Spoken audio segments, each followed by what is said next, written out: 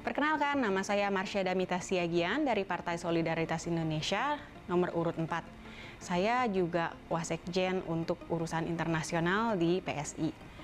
Latar belakang saya 12 tahun menjadi diaspora di Melbourne, Australia, dan di London, UK, untuk belajar dan juga untuk bekerja. Saya lulus dengan gelar Bachelor of Commerce dari University of Melbourne, dan kemudian saya sempat kerja setahun di Jakarta sebelum melanjutkan studi ke London untuk ngambil Fashion Design Technology di London College of Fashion.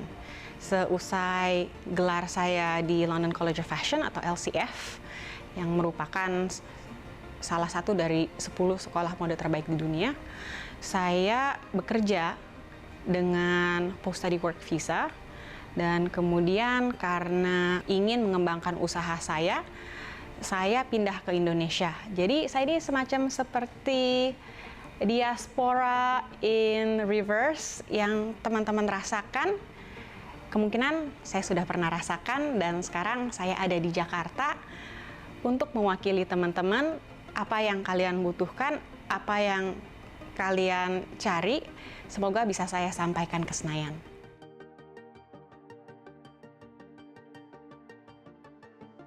Diaspora Indonesia sebenarnya adalah aset negara.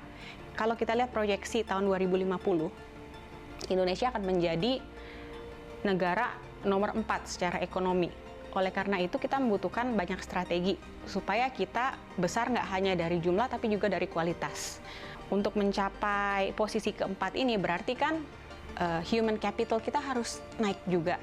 Nah, salah satu cara untuk mencegah poaching of human capital atau brain drain adalah dengan meng-acknowledge diaspora yang high skill dan juga diaspora low skill yang ingin mengubah nasibnya, ingin upskilling untuk kemudian bisa menjadi bagian dari high skill diaspora.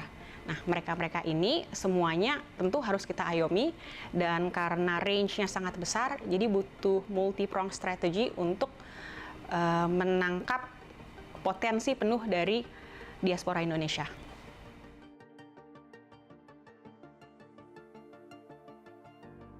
Kalau mengenai keluhan atau aspirasi diaspora Indonesia, beberapa yang saya pernah dengar adalah perlindungan saat berada di luar negeri, kemudian networking, upskilling, business matching, dan juga career development, dan tentunya duit kewarganegaraan untuk mempermudah mobilitas diaspora Indonesia yang sudah masuk di high skill yang membutuhkan fleksibilitas untuk contohnya pergi ke seminar atau menghadiri conference on a very short notice.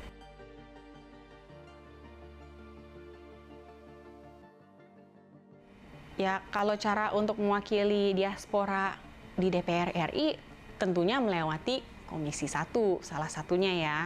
Dan juga aspirasi ini saya sangat ingin mewakili teman-teman diaspora di Senayan karena saya sudah menjalani asam garam yang pernah kalian rasakan, dan saya tahu, saya mengerti, dan saya bukan cuma mengerti, saya yang berempati dengan kalian karena saya mengerti kesulitan kalian yang bertahan di luar negeri.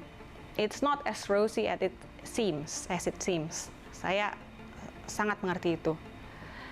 Dan sebagai dari diaspora, untuk diaspora, I'm you too. Apa yang sudah kalian jalanin, saya bisa wakilkan di Senayan. Fungsi seorang anggota legislatif adalah selain untuk mengawasi anggaran, juga untuk mendorong terbentuknya undang-undang yang dibutuhkan supaya negara bisa berjalan dengan baik. Masih ada kevakuman hukum untuk diaspora yang ingin tinggal dan melakukan usaha dan juga untuk bekerja sebagai tenaga ahli di Indonesia. Dan kerangka-kerangka hukum inilah yang butuh untuk dibentuk. Saat ini yang sudah berjalan adalah sudah ada beberapa undang-undang seperti UU Cipta Kerja yang sudah menjamin bahwa diaspora bisa tinggal di Indonesia dengan atap di atas kepala mereka. Namun masih ada banyak hal yang perlu dikerjakan. Salah satunya adalah membantu usaha-usaha di Indonesia yang ingin hire talenta diaspora dari luar negeri, namun terbentur rasa tidak yakin bahwa mereka bisa mengakomodasi kebutuhan persuratan imigrasi dari seorang WNA. Nah, ini hal-hal yang sebenarnya masih ada kevakuman hukum di mana DPR belum membahas hal ini. Dan ini adalah hal-hal yang ingin saya perjuangkan di Senayan sana. Juga dengan semakin besarnya program yang dibutuhkan oleh diaspora untuk diimplementasi, kita juga membutuhkan adanya fiskal disiplin. Jadi bagaimana kita bikin fiskal disiplin? Kita harus streamline budget kita. Kenapa? Supaya biaya-biaya yang kurang optimum bisa dipindahkan untuk pos-pos pembiayaan pos-pos anggaran yang meningkatkan produktivitas negara. Contohnya, kalau kita berbicara mengenai green energy atau listrik yang dihasilkan dari sumber energi terbarukan. Saat ini di Indonesia, listrik yang dihasilkan dengan moda konvensional biayanya 12 sen dolar Amerika per kWh, tapi dijual ke masyarakat seharga 10 sen per kWh. Jadi ada selisih 2 sen yang kemudian saat dikumpulkan setahun untuk konsumsi listrik negara selama setahun, jumlah subsidi ini 175 triliun rupiah. Nah, bagaimana cara kita mengefisiensi subsidi ini? Ini adalah salah satu alasan kenapa saya ingin ada energi baru dan terbarukan untuk menghasilkan a significant portion of electricity yang digunakan di Indonesia, supaya ada budget saving yang bisa digunakan untuk membiayai program-program seperti business matching dan juga career preparation atau bahkan welcome back home program yang sering dilakukan oleh pemerintah-pemerintah negara-negara lain dengan jumlah diaspora yang tinggi di luar negaranya sendiri. Contohnya saja kita bicara mengenai Filipina.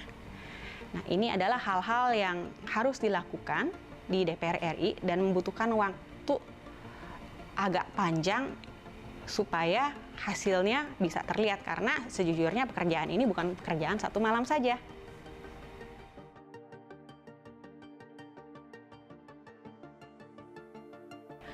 Saya mulai dari bidang pendidikan. Di bidang pendidikan, saya sering mendengar bahwa ada ketimpangan akses pendidikan di Indonesia. Kalau kita berbicara mengenai Money Talks, memang sangat mudah untuk membeli private education di Indonesia yang berkualitas bagus. Namun, untuk mendapatkan akses pendidikan yang merata, yang masih banyak dibutuhkan terobosan-terobosan untuk meningkatkan kualitas akses pendidikan di luar Pulau Jawa kalau kita mau negara kita bisa maju.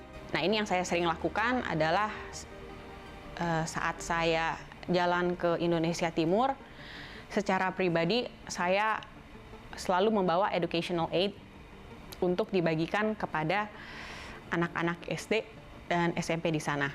Karena akses mereka bahkan bukan hanya untuk ke pendidikan, bukan hanya untuk ke buku tulis dan lain-lain. Akses mereka ke buku itu sangat minim. Kalau ada yang bisa saya bantu untuk mereka, dengan senang hati akan saya bantu. Dua, adalah isu nasional lain, pemenuhan kebutuhan energi listrik. Kita ini dalam kehidupan kita yang modern, kita cukup bergantung kepada adanya listrik. Dan sumber daya listrik ini saat ini dihasilkan harus lewat dengan cara-cara yang harus dari sumber-sumber yang makin lama makin diverse.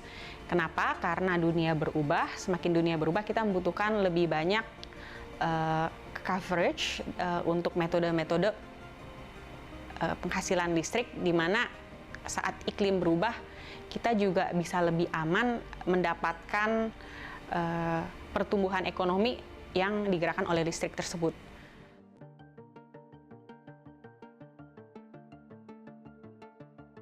Mengenai duit kewarganegaraan, ini adalah isu jangka panjang yang saya tahu sudah banyak didengung-dengungkan oleh diaspora.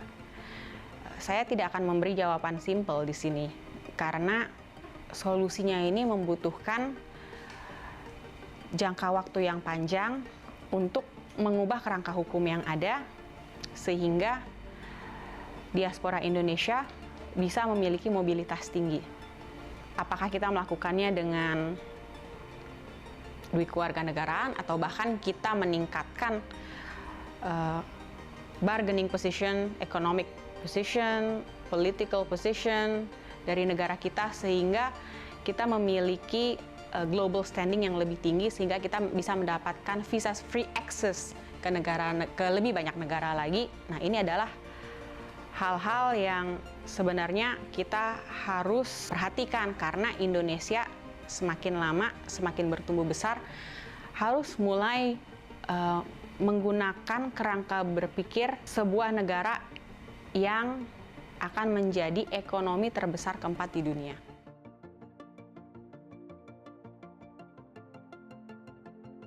Nah, kalau yang saya yakin teman-teman diaspora butuhkan, saya sudah sebutkan sebelumnya, memang butuh ada lembaga yang bisa handle pendidikan atau pelatihan kepada usaha-usaha yang ingin menggunakan tenaga ahli diaspora di Indonesia.